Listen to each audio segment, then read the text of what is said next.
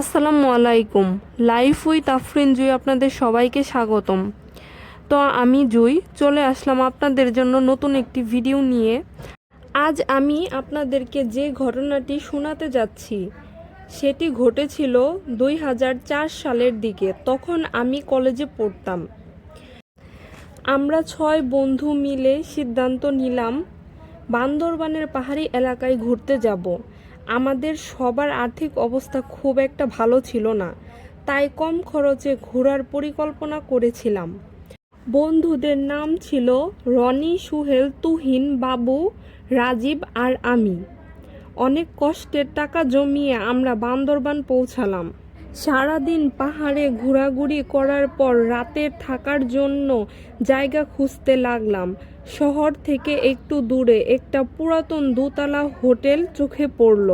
হোটেলটা অদ্ভুতভাবে সস্তা, যেখানে আশেপাশের হোটেলে 800 থেকে 1000 টাকা ভাড়া নিচ্ছে, সেখানে এই হোটেলে মাত্র 250 টাকার একটা বড় বেডরুম দিতে রাজি হয়ে গেল। আমরা তো খুশি, কোনো কিছু না ভেবেই রুম নিয়ে নিলাম। রুমটা ছিল দোতলার এক কোণায়। বারান্দায় দাঁড়ালে দূরের পাহাড়গুলো দেখা যেত, কিন্তু আরেকটা জিনিসও দেখা যেত। হোটেলের ঠিক পাশেই ছিল একটি পুরাতন খ্রিস্টান কবরস্থান, সারি সারি সাদা ক্রস। কিছু কবর এত পুরনো যে লেখা পর্যন্ত পড়া যায় না। প্রথমে বিষয়টা নিয়ে কেউ মাথা ঘামায়নি, বরং পাহাড় আর কুয়াশার দৃশ্য দেখে আমরা মুগ্ধ হয়ে গিয়েছিলাম। সন্ধ্যার দিকে হোটেলে এক বৃদ্ধ কর্মচারী আমাদের রুমে চা দিতে এলেন। বারান্দায় দাঁড়িয়ে কবরস্থানের দিকে তাকিয়ে তিনি হঠাৎ বললেন, রাতের জানালা বন্ধ রাখবেন। আমরা হাসলাম।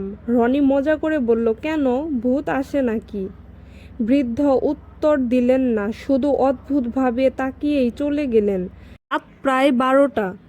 সবাই গল্প করতে করতে ঘুমিয়ে পড়লাম। হঠাৎ ঘুম ভাঙল একটা শব্দে, টক টক। মনে হলো কেউ যেন বারান্দায় কাচে টোকা দিচ্ছে।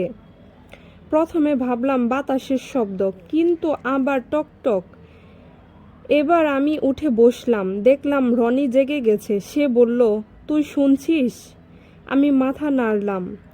আমরা ধীরে ধীরে বারান্দার দরজার কাছে গেলাম। পর্দা সরিয়ে বাইরে তাকালাম। কেউ নেই, শুধু কুয়াশা আর কবরস্থান। পরদিন সকালে ব্যাপারটা নিয়ে হাসাহাসি করলাম, ভাবলাম হয়তো কল্পনা। সারাদিন ঘুরে সন্ধ্যায় আবার হোটেলে ফিরলাম। সেদিন রাতেই প্রথম ভয়ঙ্কর ঘটনা ঘটল। রাজীব হঠাৎ ঘুমের মধ্যে চিৎকার দিয়ে উঠল। আমরা সবাই জেগে গেলাম। সে কাঁপছিল, ঘামে ভিজে গেছে। অনেকক্ষণ পরে বলল, সে স্বপ্ন দেখেছে কবরস্থান থেকে একজন সাদা পোশাক পরা মেয়ে তাকে ডাকছে আর বলছে, আমাদের ঘর থেকে চলে যাও। আমরা বিষয়টা নিয়ে হাসাহাসি করলাম, কিন্তু রাজীবের মুখের ভয়টা ছিল সত্যি। পরের রাত, ঘড়িতে তখন প্রায় 2:30। হঠাৎ সুহেল আমাকে ঝাঁকিয়ে তুলল, উঠ, বারান্দায় কেউ দাঁড়িয়ে আছে। আমি ঘুম জড়ানো চোখে বাহিরে তাকালাম, আর সঙ্গে সঙ্গে আমার বুক ঠান্ডা হয়ে গেল। কুয়াশার মধ্যে সত্যি একটা অবয়ব দাঁড়িয়ে আছে। মনে হচ্ছিল একজন মহিলা, সাদা পোশাক, মাথা নিচু। আমি চোখ মুছে আবার তাকালাম, কেউ নেই, যেন বাতাসে মিলিয়ে গেছে। পরদিন সকালে হোটেলের ম্যানেজারকে বিষয়টা বললাম। তিনি মুখ গম্ভীর করে ফেললেন, তারপর বিষয়টা এড়িয়ে গেলেন। এতেই আমাদের সন্দেহ আরও বাড়ল। চতুর্থ রাতে আমরা ঠিক করলাম জেগে থাকব। রুমের লাইট নিভিয়ে সবাই বারান্দার কাছে বসে রইলাম। রাত প্রায় 3টা। হঠাৎ কবরস্থানের দিক থেকে একটা আলো দেখা গেল।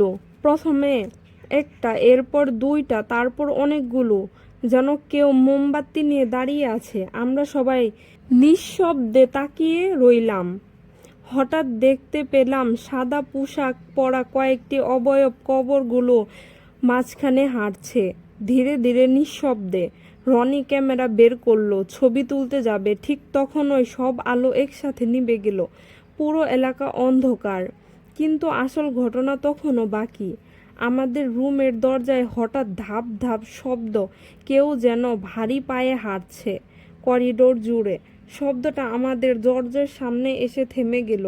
এরপর ঠক ঠক শব্দ, দরজায় নক করছে। আমরা সবাই নিঃশ্বাস বন্ধ করে বসে আছি, কেউ কথা বলছি না। প্রায় 1 মিনিট পর শব্দ বন্ধ হয়ে গেল। সাহস করে দরজা খুললাম। করিডোর ফাঁকা, কেউ নেই।